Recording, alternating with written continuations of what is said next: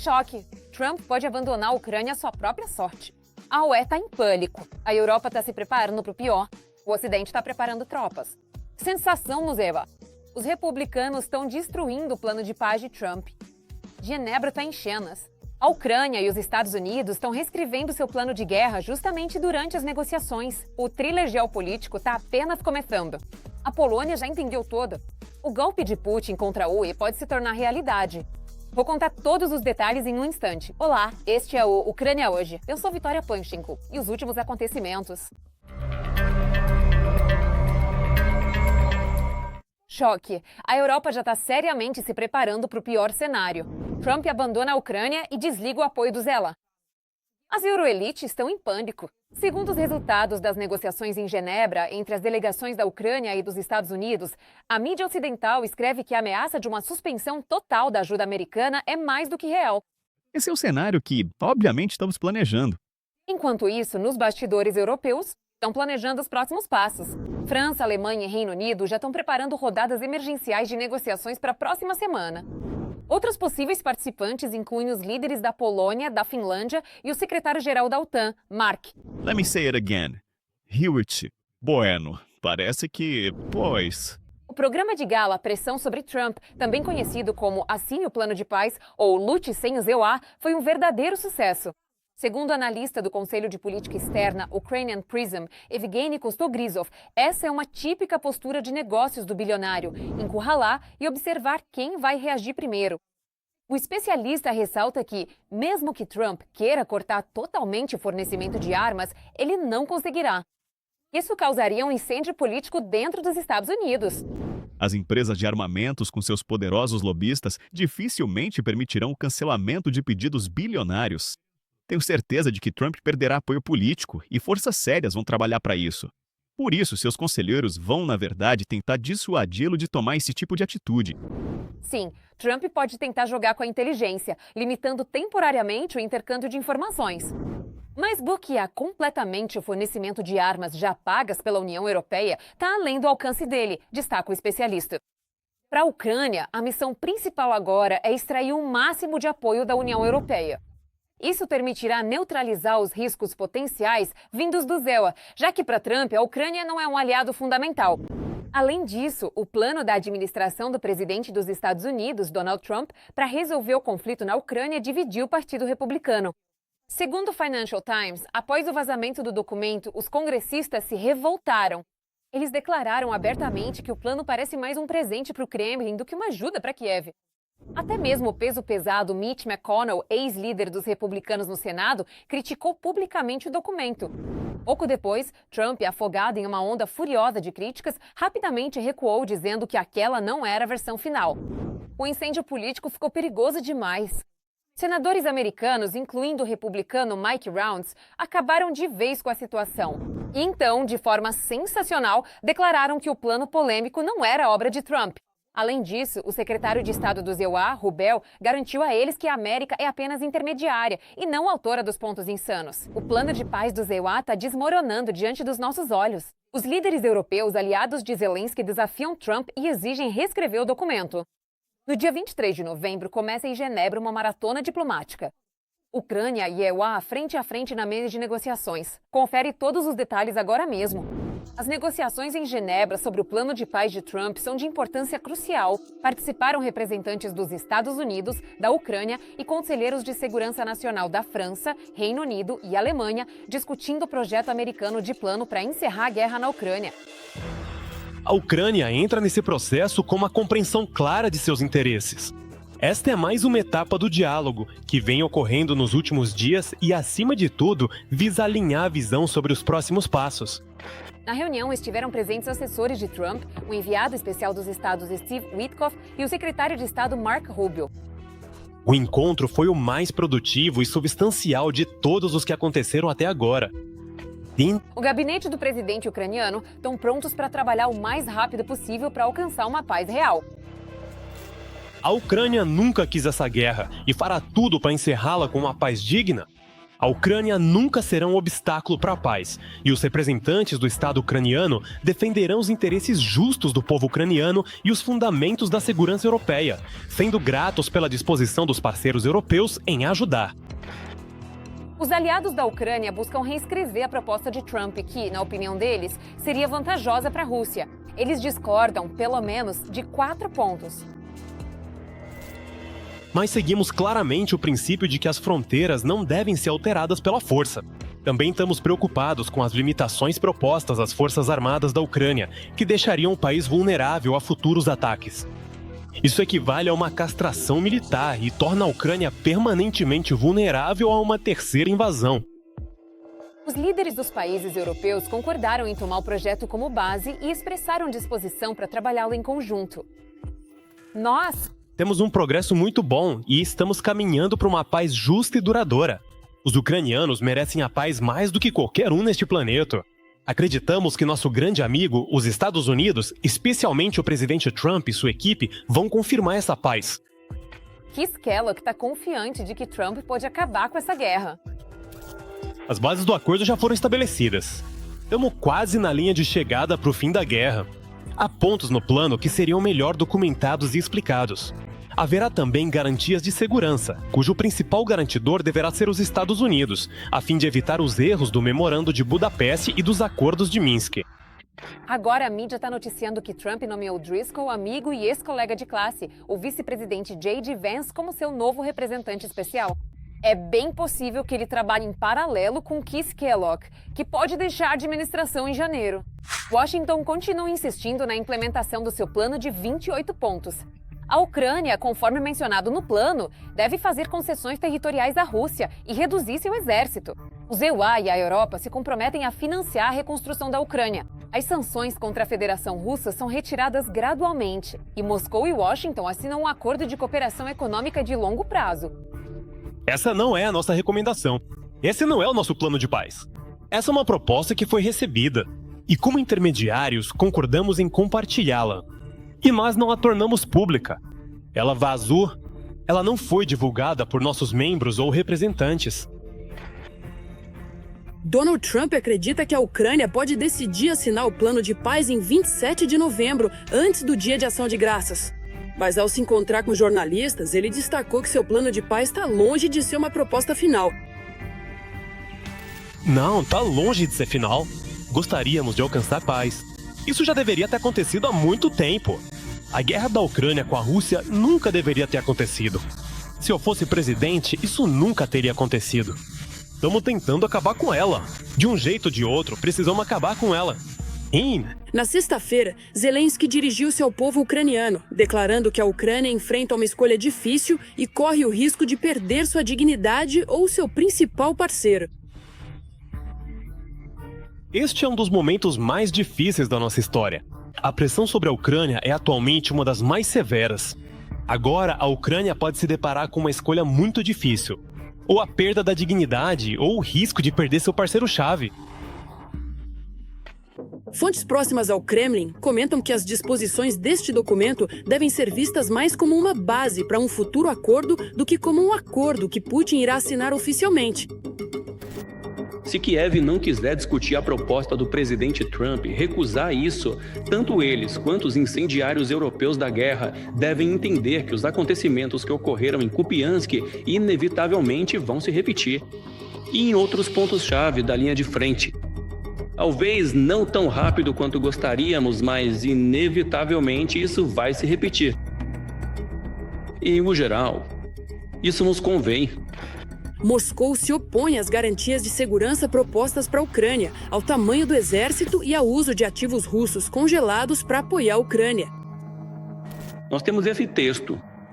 Recebemos por meio dos canais de comunicação existentes com a administração americana. Acredito que ele também pode servir de base para uma resolução pacífica definitiva.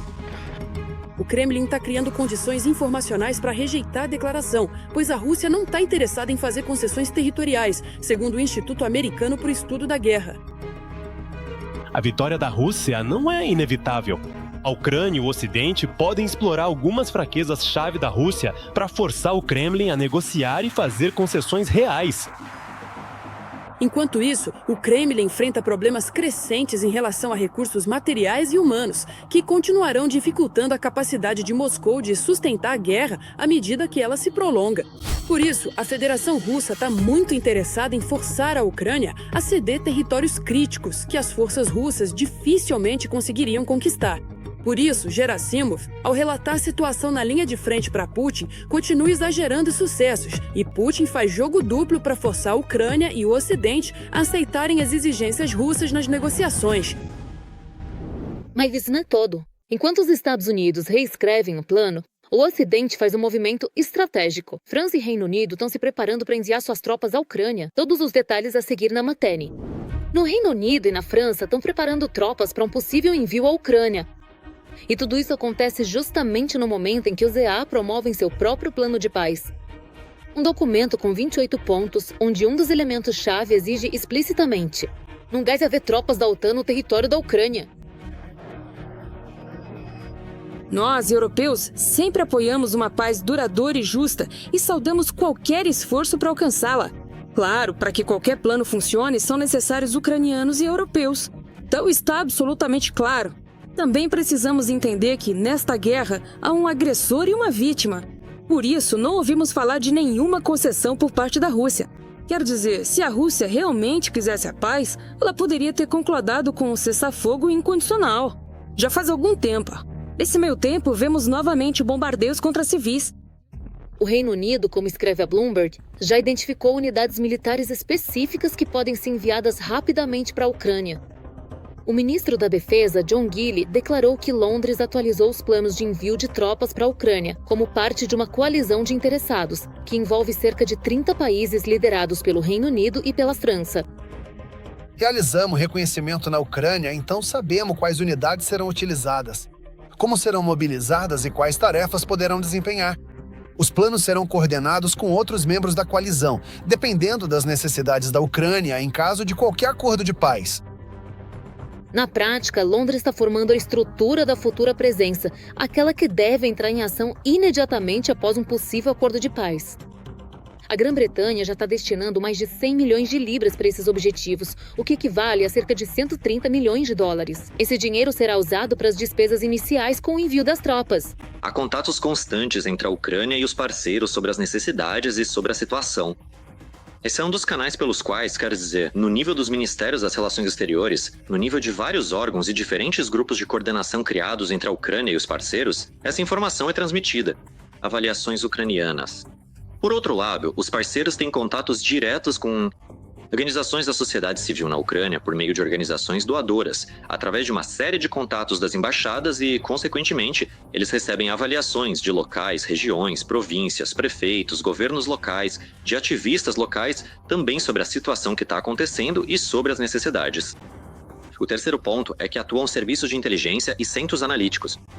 Por isso, é possível afirmar com total responsabilidade que os parceiros entendem perfeitamente a situação e as necessidades existentes. Os planos incluem posicionar contingentes mais afastados da linha de frente e continuar o treinamento das unidades ucranianas, tanto no Reino Unido quanto diretamente na Ucrânia. Após a assinatura do acordo de paz, um centro de coordenação deverá começar a funcionar em Kiev sob a liderança de um oficial britânico de 2 estrelas. Suas tarefas incluem logística, armamento, treinamento, restauração das forças terrestres ucranianas, bem como garantir a segurança aérea necessária para a retomada das conexões aéreas internacionais. Um bloco separado trata da ampliação do agrupamento naval do Mar Negro, formado por Turquia, Romênia e Bulgária. Desminagem, segurança das rotas de navegação e restauração das exportações marítimas. Esses elementos, segundo o Plano de Londres, devem se tornar fundamentais para o período pós-guerra. Se houver um posicionamento no continente, os contingentes britânicos serão posicionados longe da zona de conflito. Obviamente, estamos falando do oeste da Ucrânia, onde, aliás, já estão agora. Pelas minhas informações, sabemos que há instrutores militares americanos em quantidade considerável, que treinam inclusive em logística e outras áreas. Portanto, estamos falando também de instrutores. Por isso, contar que, caso comece um processo de paz, tropas estrangeiras estarão posicionadas na linha de confronto não faz sentido por enquanto. Ou seja, estamos falando do que já está acontecendo agora, neste momento.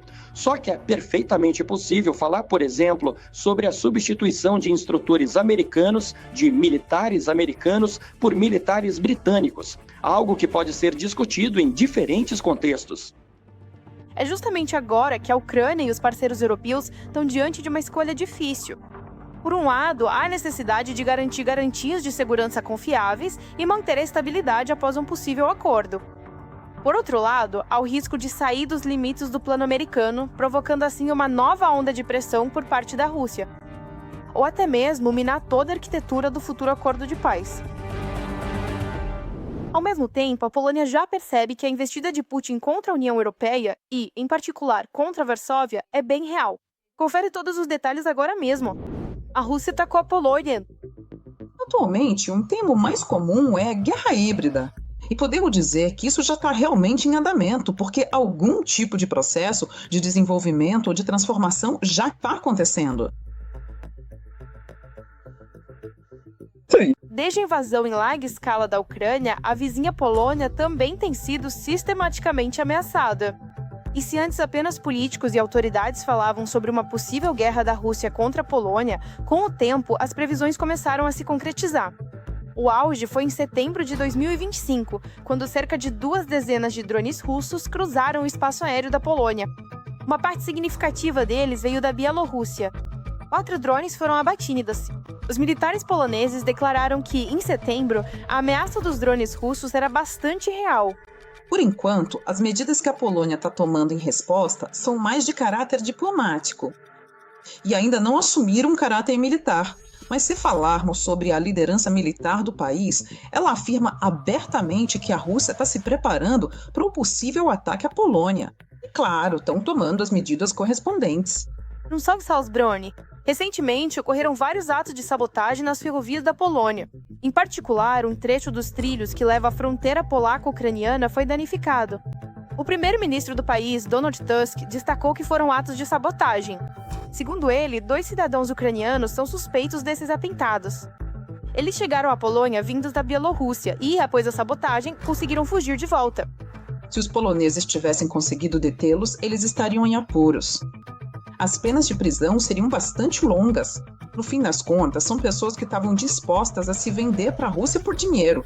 As autoridades polonesas têm certeza de que os ucranianos foram contratados pelos serviços secretos russos e já exigiram da Bielorrússia a extradição dos suspeitos. Essa cadeia de eventos culmina com um ataque em São Petersburgo, na Rússia, ao embaixador da Polônia, Krzysztof Krajewski, quando ele chegou à cidade para se encontrar com poloneses que vivem lá. Os poloneses são vistos como inimigos mesmo e jogaram essa gangue contra o nosso embaixador. E vale notar que a polícia não fez nada, só ficou olhando e praticamente rindo. Não é só um resultado previsível. Tenho certeza de que esse ataque foi totalmente planejado e autorizado pelas autoridades competentes.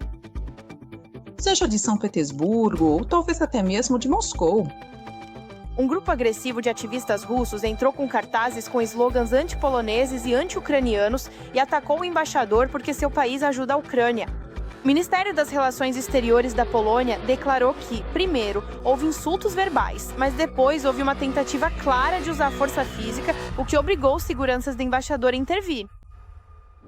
E vocês, o que acham? Os EUA realmente podem limitar a ajuda à Ucrânia? Aguardamos seus comentários. E vem mais por aí. Fiquem por dentro do principal e não esqueçam de deixar o like. Céu de paz sobre Gaza.